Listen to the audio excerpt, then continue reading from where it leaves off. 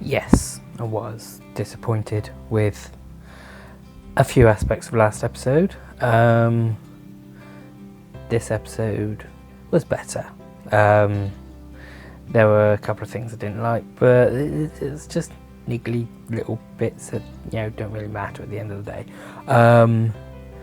But overall, I was impressed with the majority of it. The standout moment in this episode was Ruth Wilson's performance as Mrs. Coulter. If she hadn't already sold it to me, she would have with this episode. You can see it in her eyes that she really does care for Lyra. And she also thinks that what she's doing is right. And in this episode, they are in complete contradiction. You can see her performance that there is contradiction there.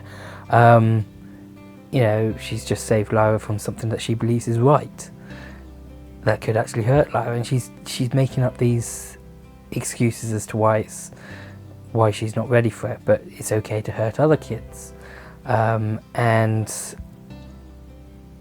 it's just fantastic, her performance. She does show that she does love Lyra, and that is an important aspect, especially when it comes to adapting the Amber Spyglass.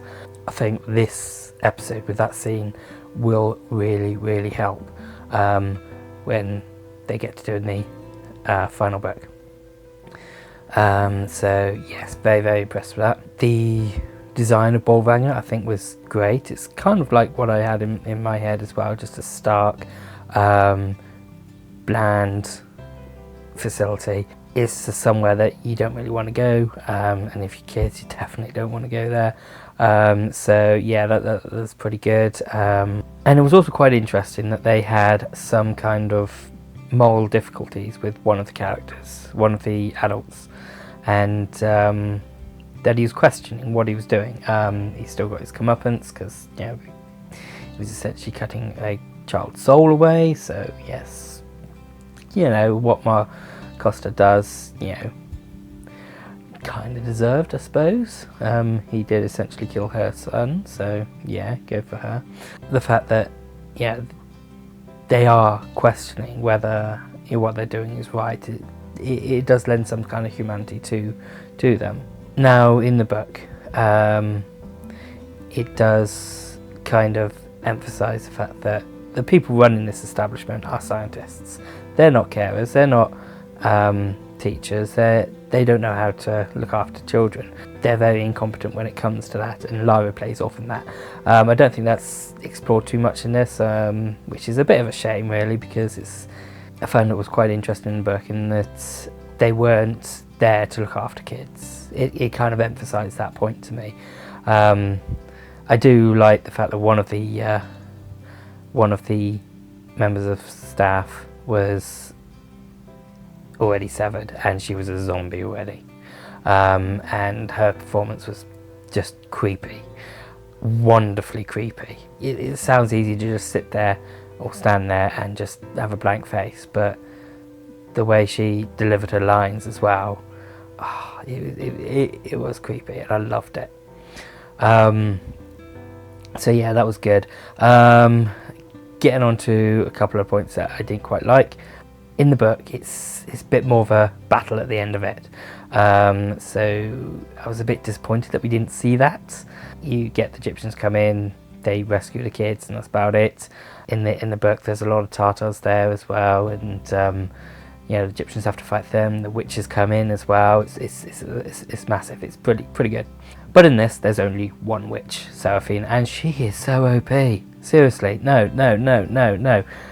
If it's just Seraphina, fine, I can get behind that. If it turns out to be all witches can basically move like the Flash, no. It's annoying. It's a Deus Ex Machina. It's rubbish. I don't like that. I also didn't like the fact that Yorick had some out of character funny lines. It's like, he comes to the rescue, Lyra doesn't actually say thank you, and he just goes, "You're welcome," and it's just like, no, that's not a Yorick thing. I mean, if he has funny lines, it's not like that. That's a very human thing to do. I don't really think Yorick would care whether he was thanked or not. But so that was a bit if. But again, tiny little thing, so don't worry about it. The ending, I love the ending. Once Lee, Yorick, Roger, and Lyra are all in the balloon, you got that brilliant scene, which I loved in the book, where Lee is talking with Serafina about what payment he is going to get for going further. I mean, his job was essentially done. He rescued the kids, and now he's off with Lyra to rescue Lord Asriel. And he's wondering what payment he's going to get, because he's a practical man. And they have this conversation. Eventually, he goes into the importance of Lyra to the future of the human race, basically. I like that. I like that scene in the book. I liked it in here. It was done quite well. I enjoyed that. And then, of course, when Serafina goes, we have got a very, very creepy moment. Now, the appearance of night guests in the book is basically one jumps out, and this is where I think it works better in the film, in the series. You hear scuttling, and you're not sure what it is. You follow Lee as he's looking around at the balloon, and just out of the edge of the camera, you just see something, a movement, but it's not commented on, and I love that. I hate it. Well, no, I don't hate it, because it is effective to some extent, but it is annoying when films try to make something creepy and they will draw attention to that. It's like they'll show, a lesser director might have shown the night guest and move the camera where up to look at it, where so the audience knows what's going on, but the characters don't. No, I think it's much better done this way. So it's just out of shot. You just see a movement. So you'll like the characters. So the characters will see a movement. Not sure what it is. I think that's much better done. And so I enjoyed that scene. And then all hell broke loose, and Lee's shooting his gun everywhere and everything like that. Then Lyra falls. Lyra's not going to die. We know that. I mean, what you want is to show Lyra in danger, but not to the extent that it shows that she could die. It's because it's more like a question of how she's going to get out of it, more than is she going to live. But in this, they show her falling, and then they cut to black. So next episode is probably going to just start off with, oh yeah, landed in a puff of snow.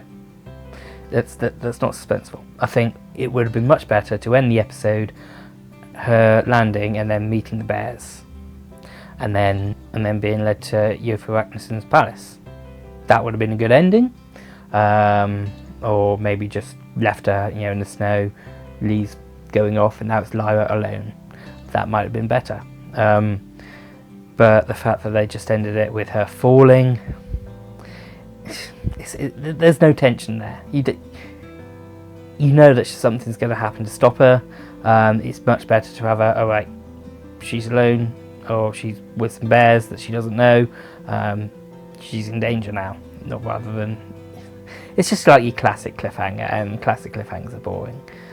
So yeah, I didn't like that, but the majority of the episode worked.